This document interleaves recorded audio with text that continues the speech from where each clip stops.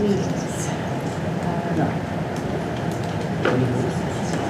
All right, good afternoon, everyone. Moving into the evening, we have returned from executive session where we discussed a DASA appeal and also strategic goals for the superintendent for the year.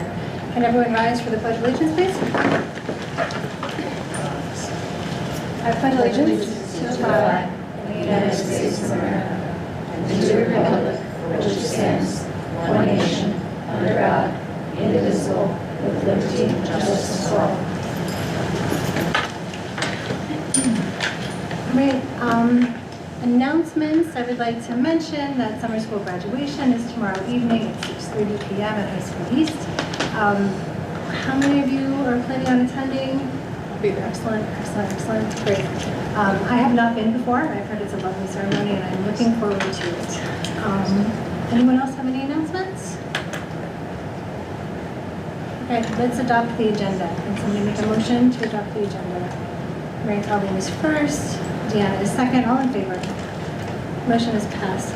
With 6, may I also note that Carla Thompson is not currently present. So all in favor will be 6 tonight.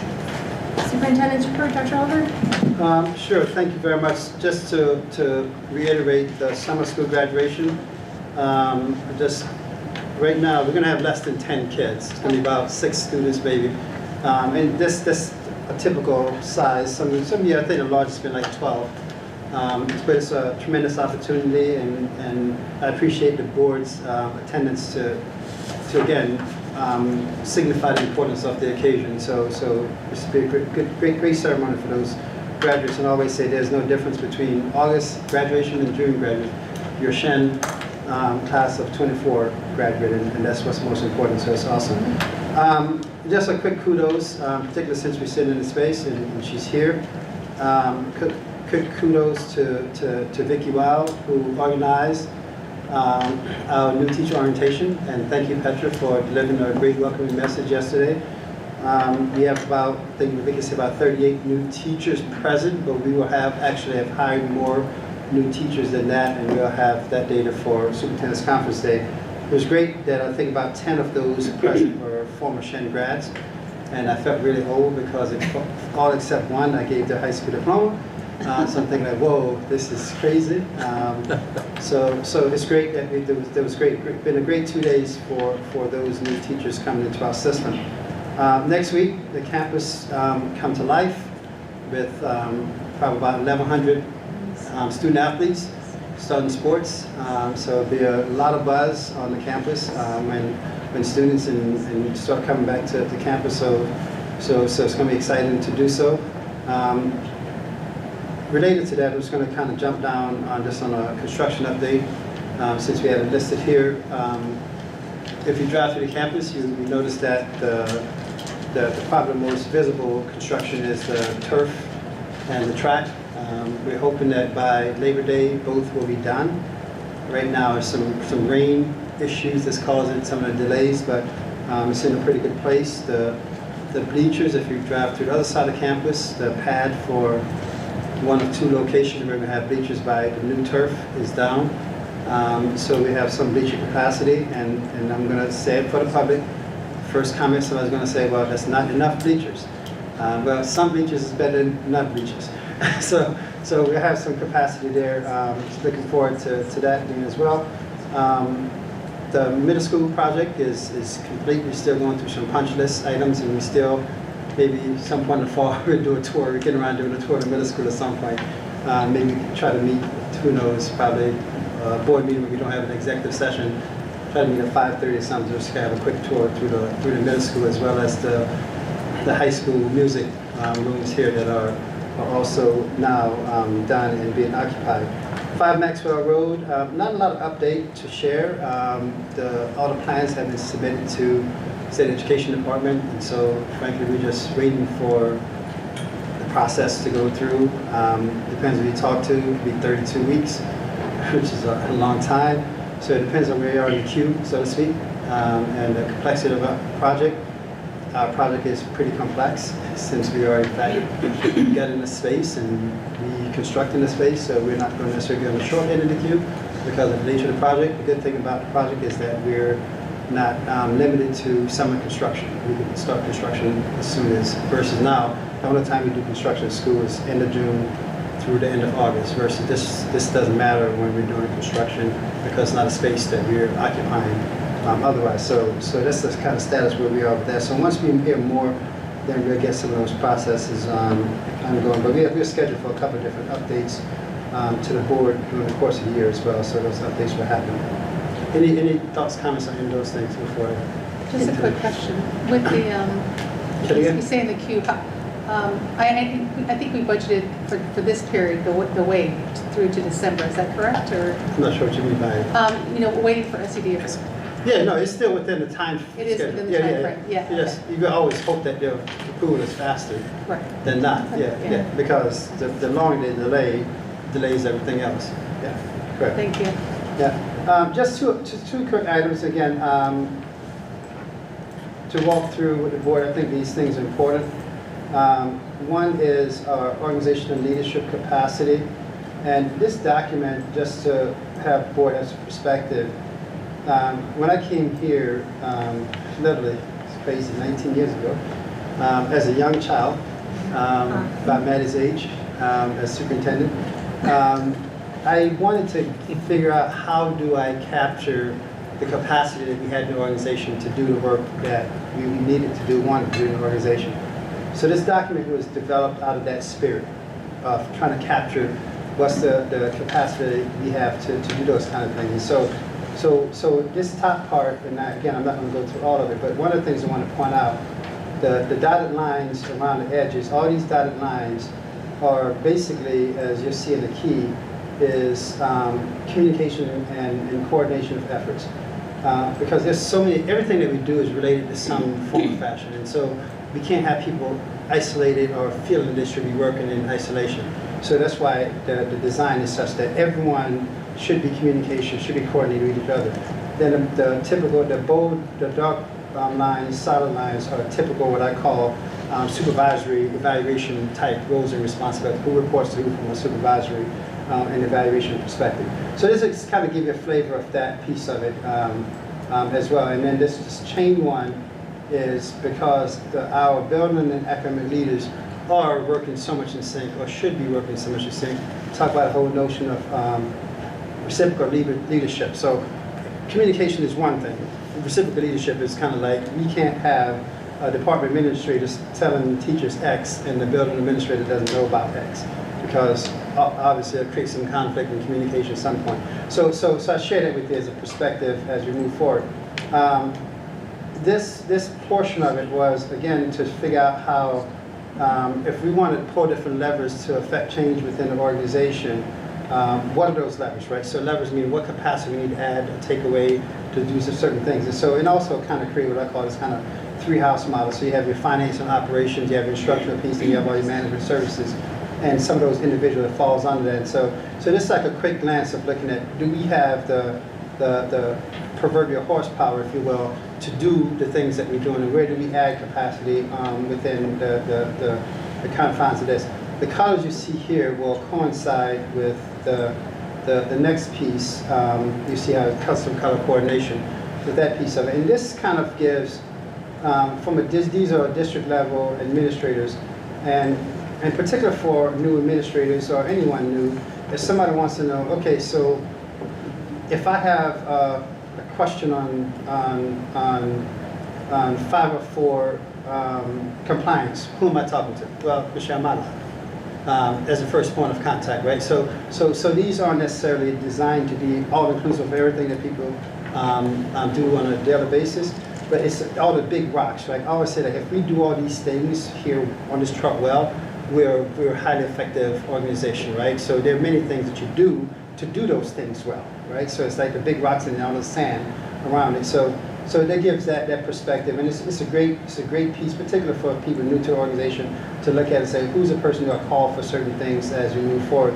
And so you go from district level folks to some of our other DLC folks, such as Cassandra, down to Barb and Ned and Belinda and all those kind of things, and some of the again the big rock tasks those folks are charged with. This one kind of breaks it down to our building leadership teams where we talk about who are the building administrators, who are the academic administrators, and also, again, within that same confines, what are some big rock roles and responsibilities? And so if you look at the first one, for instance, academic administrators, yeah, they're charged with student engagement and achievement in the same way building administrators, but they may approach it very differently. They may approach that same thing very differently, but that's also part of all their responsibility as we move forward. So again, this kind of gives you that flavor of some of the big rocks. New individuals that's new to us, Robert Pelletier, who was appointed last week, is the new cap at High School East. Kristen Linda McMahon moved over to take Rose Barrer's position as the Integrated Business Facts Sec AA. Rachel Mann, and there's a slight adjustment on the agenda, there's error on the compensation. Rachel Mann is our special ed 6'8", person to take over for Lisa Young. Maddie Wright is taking over when she comes back off maternity for Sarah Chaffee.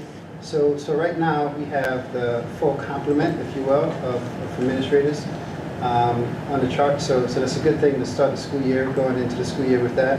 We have a couple support positions that we're still trying to backfill, which we'll backfill in short order, but having those administrative capacity is a good thing going to the school year. So again, I shared this with the board. The board, each year we've kind of formally adopted, so it becomes part of our policy. There's a policy, part of policy 6000R. This is an attachment, and so that's the reason why we ask the board each year to adopt it, and they go through policy, and we update the website accordingly with that piece of it. Any questions on this? And then the last piece I want to walk through, again, brief but not so brief that it's not fully appreciated. So, in fact, let me just indulge me for 1 second and get the Canada version of it. So going back to the org chart, so that's going to go to the policy committee? No. It's a not going to regulation. go to the policy? No. Yeah, when I say policy process, I'm just saying we'll attach it to it. Yeah. Okay. But we don't need to vote on it. Yeah, the board, typically every year I have the board vote on it just Oh, yeah? to make it formalized. It's Okay. tonight? I don't even have the agenda in front of me. It's not. It's not. No. It's an action item. We can make a motion to No, amend the agenda. yeah, We can do it. We can amend it, yeah. Do you want to make a motion to amend I'm just looking across the town to Vanessa. Yes, we'll do that. Sure, thanks. Sure. I know the goals are on there for sure. So the last one I want to share, and I want to make sure this. So I modified this for Superintendent's Conference Day, and I don't know, for Superintendent's Conference Day for new teacher orientation. So just to walk through the goals a little bit, and I don't know why the format is this way, but my apologies for it still being so small.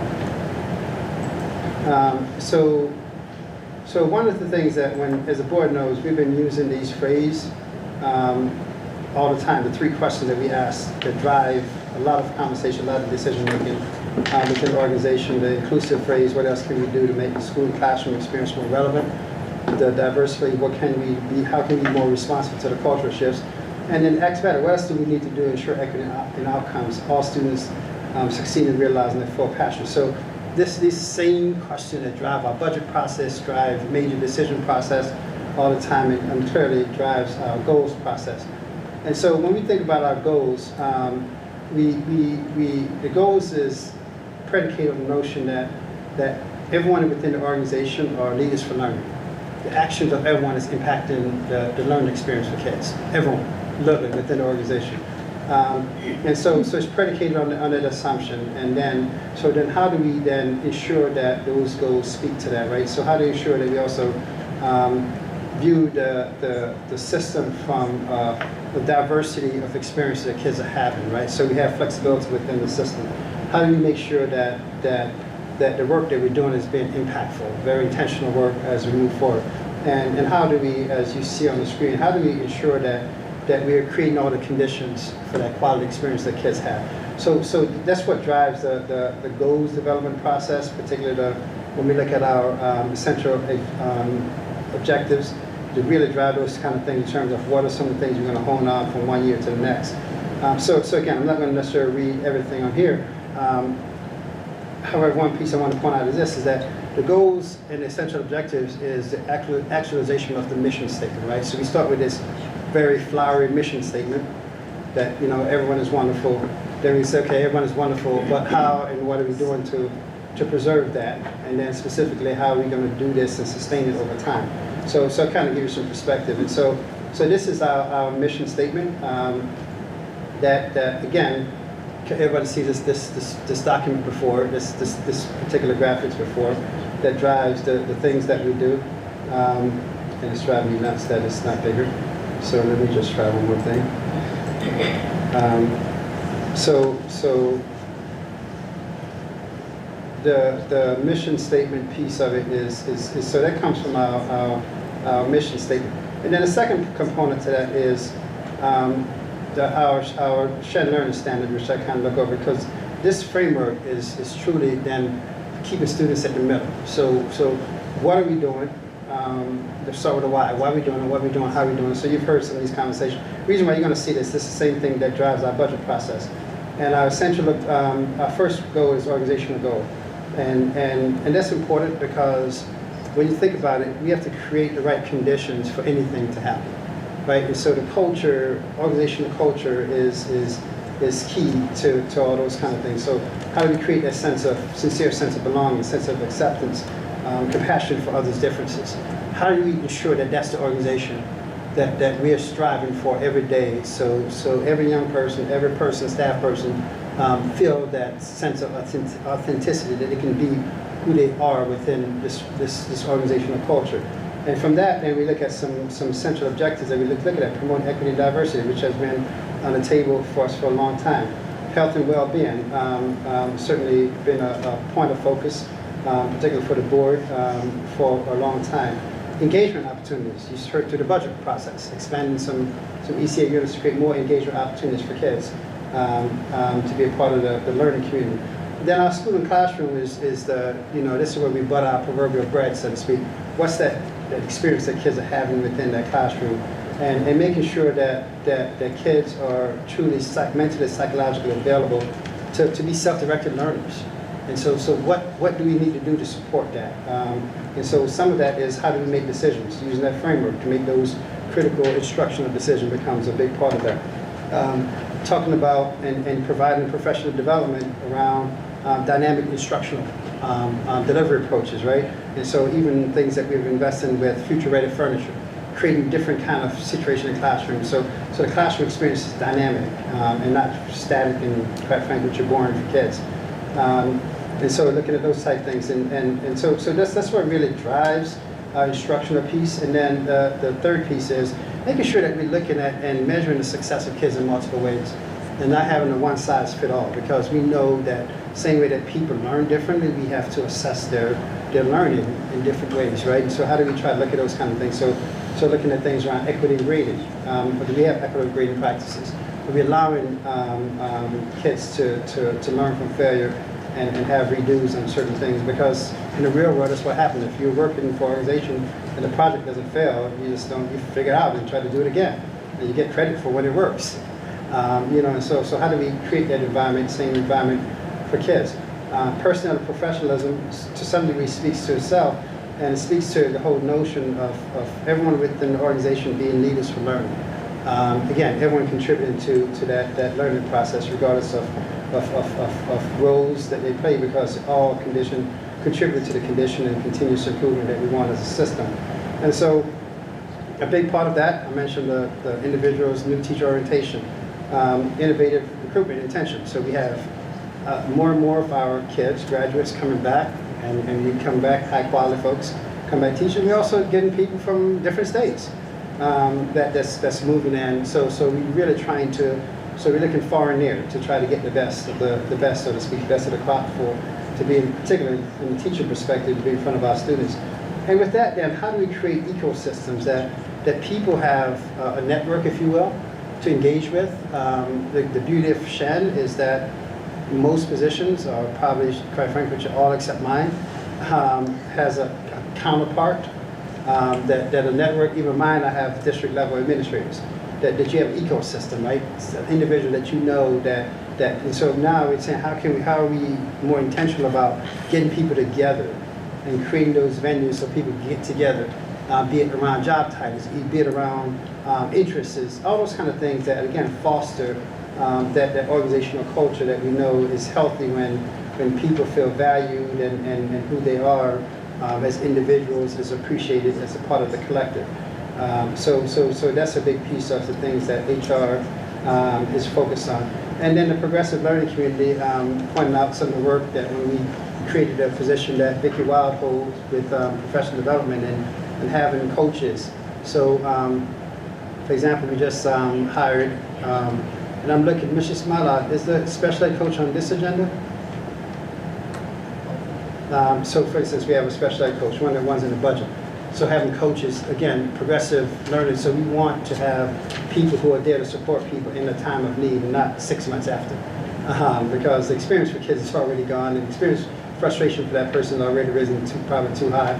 So how do we provide those supports all the time? Again, focus on enhancing productivity, preserving safety, and yielding organizational effectiveness. So those are some of the things that drive our professionalism. And then fiscal responsibility is the bottom line, right? The foundational piece of it, that we have to budget strategically to do the things that we want to do and preserve those things for years to come. So that's a big part of the process, and the budget development process drives those things as we move forward. The equitable resource allocation is important. You probably heard, and you will hear this many times, service follow needs. So if a young person needs more services to have a better experience, we're going to try to see what else can we do to provide those services. And so the equitable resources speak to that, right? So it's not that, okay, we're going to do a formula that for every one kid, we're going to give you 50. Or every 50 kids, we're going to give you one. That 50 kid might be different over here than different over there, and all of a sudden, those resources don't necessarily meet the needs of those learners. And so equitable resources is something we speak about all the time. We try to go through the process. And then the last piece of it is, how do we look at structures that lends to predictability and outcomes, right? So what are the things that we invest in? So we're not sitting here crossing our fingers and hoping that we're going to have a good result versus we designed it to have a good result. And quite frankly, it might be a disappointment if we don't have a good result. And if it is, we have to figure out that what did we learn from that experience so that the next time around in doing it, because repeatable success is what ultimately what we want as a system. So the goals language per se from year to year doesn't change. I kudos, I mean, we went through this several times over the years. The piece that we tried to modify and tweak this year are some of those essential objectives so that it's not one of those situations where one year we're doing these things, oh, next year we're doing these things, and next year, no. Everything is a building block. It's a spiraling sequence. So we're taking advantage of experiences learned and resources invested. So for sure, this is on the board agenda to adopt tonight because there's a couple different ways that the goals document is used. One is attached to one of our policy, but at this point, a lot of different ways goals are shared out, sent out. So that's why we try to have the goals approved prior to the start of the school year because there's a lot of distribution communication with the goals document itself. So again, I'll stop there. Any questions that you may have? You have any questions? None? So the goals is here later on for the board to adopt. And I'm assuming we're going to modify. You don't have to. Okay. It was separate at the last meeting for last year, so August study session 23. We presented the org chart and then it was voted on at the business meeting. Okay, in so we just September. okay, all right, no problem. Thanks. Yeah. So those are the three information items that I have. Kathy isn't here, so if there's anything related to finance, I'll be more than happy to wing it, literally, because it's just a last minute situation she had that she couldn't be here. And Dr. Russell Turner will be standing in for Jenny when we get down to personnel items. Great, thank you. No further questions, we will move into action items. And as Vanessa mentioned, that I'm going to repeat for the microphone. We don't need to vote on the leadership organization chart because last year we did it in September, and so we can do that again in September. To start, we have the approval of the 24-25 district goals and essential objectives, which Dr. Robinson thoroughly reviewed. Can I have a motion to approve? Augusta is first, Deanna is second. Any further questions? All in favor? 6 in favor, the motion passes. Next, we have the approval of the audit committee members. So I wanted to note that the 2 audit committee members from the board this year will be Naomi Hoffman and Carla Thompson. The specific document does not reflect that, Yeah, but that's what we're going to vote on, and that should be fine. And we have the additional community members, which are Lauren Grabowski and Robert Presley. We appreciate their continued service. The audit committee comes together 4 times a year, but it's no joke, and we go through a lot. So we appreciate their service and your service in the future. Can I have a motion to approve Naomi, Carla, Lauren, and Rob? Tom is first. Mary Colleen is second. And all in favor? 6 in favor. The motion passes. Thank you. Next, we have contracted services with Captain.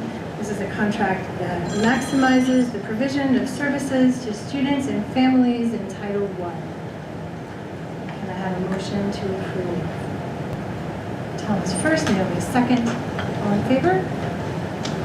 Motion passes with 6. Personnel, staffing recommendations. Thank you, Dr. Wilson.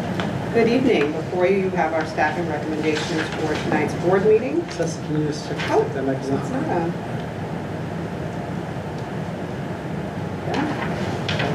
Good evening. Good evening. Before you have our staffing recommendation for tonight's board meeting, I would like to take a moment to highlight our retirements with appreciation. We have 3 retirees with a total of 78 years of service. Amanda Trent for 17 years as an elementary teacher, George Giel with 11 years as assistant transportation supervisor, and Yvonne Martin with 50 years of service in our transportation department as her typist. So congratulations to them and thank you. Is she here and she's not No, here? she's But, not. congratulations. Congratulations to them and Amazing. thank you for that. That's fantastic. Can I get a motion to approve the staffing recommendations? Gianna is first, Augusta is second. Any questions? How many, since you've been here, how many 50-year? Not many. I know we had a gentleman, also trans, was at 47. We have a teacher right now who, believe it or not, is one of a handful of active Tier 1 teachers across the state. Wow.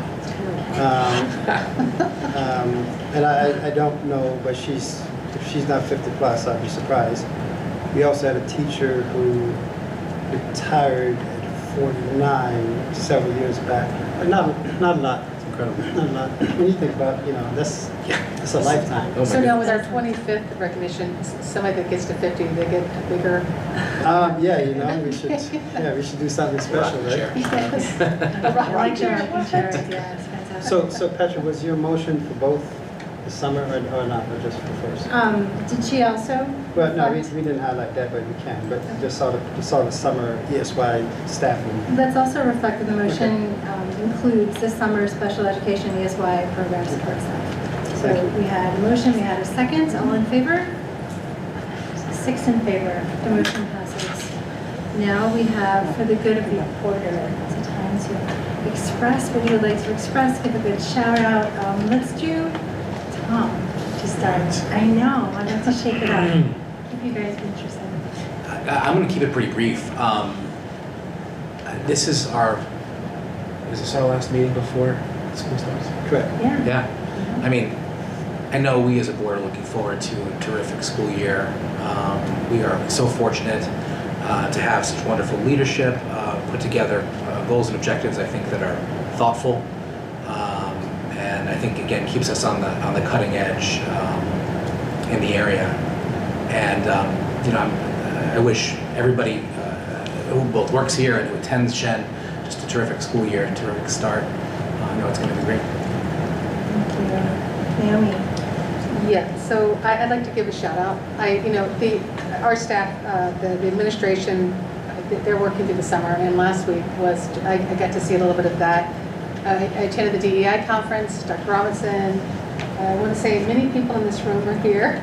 We're at the conference, and it was just exceptional. One of the takeaways that was a little bit different, the speakers were phenomenal. I mean, just phenomenal. You could not leave without thinking, okay, I got to be doing more on this Who front. put on the conference? Well, it was hosted by Dr. Robinson, Dr. Lavelle Brown, and who's the third gentleman? The Chuck is the executive director. Lavelle and I did all the work. Oh, yeah, you. Okay. So let's call it a spade a spade. Okay, we'll call it that. It was really well done. That's great. Good job. I To our mean, state association, this is. just really powerful presentations. Both days, the presentations were really good. One of my takeaways, and all of the speakers had different messages.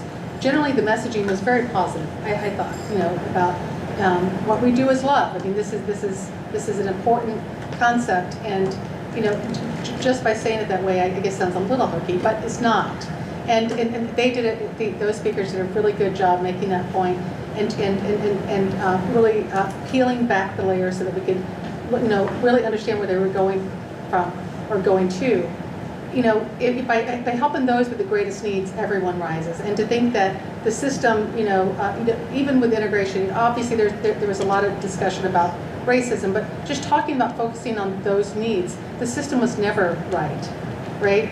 And it really came out, and that conversation, the concept that I thought, that my takeaway, that stuff that I've been thinking a lot about is the shock pedagogy, that concept, and that, you in your goals statement, you talk about equitable resources to all, but if someone is dealing with a really negative experience, those equitable resources aren't equitable anymore.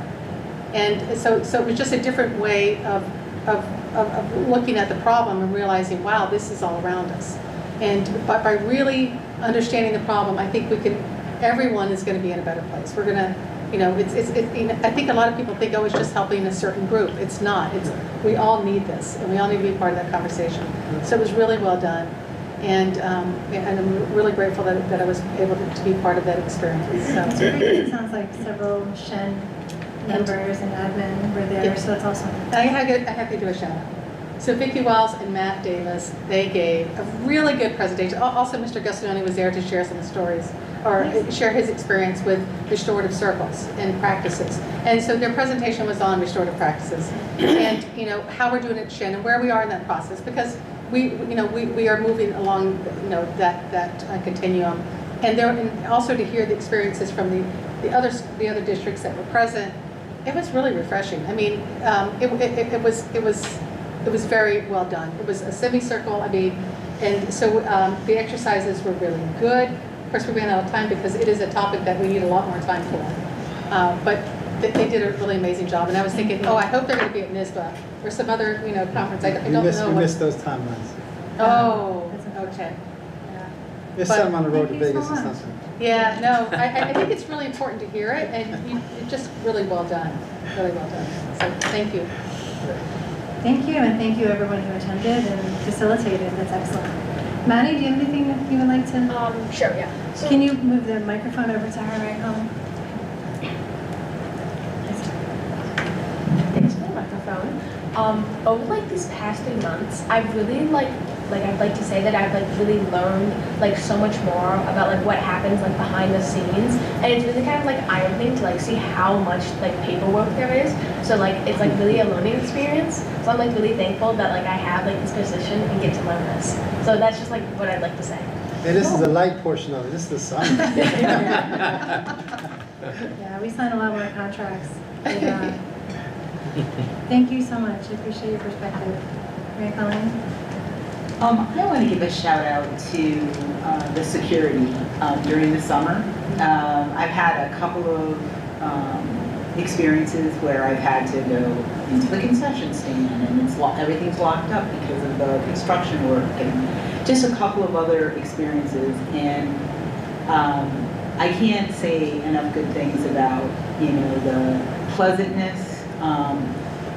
Over all the years that I've worked with that team, but in the different schools, but they've been great to work with. And this summer, just phenomenal. And, you know, they always step up to the plate and go out of their way. And just wanted to say, you know, thank you to them. Thank you. That's fantastic. Thank you. Dustin?